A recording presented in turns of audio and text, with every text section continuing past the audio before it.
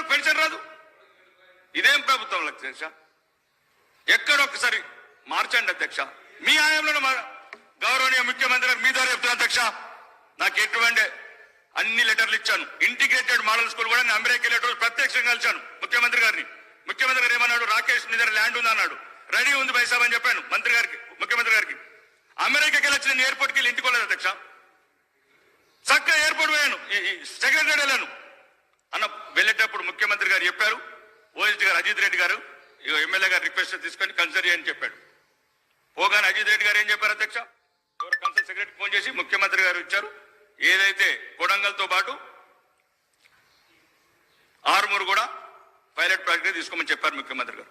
వెళ్ళాక ఎవరు సెక్రటరీ వెళ్తే దండం పెట్టాను. అమ్మ 5,000 మంది బిడ్డలు, 5,000 మంది బిడ్డలు అద్దె కుంపలలో అంటున్నారు అని చెప్తే, లేదు రాకేష్ అని చెప్పిన తర్వాత మళ్ళీ కాగానే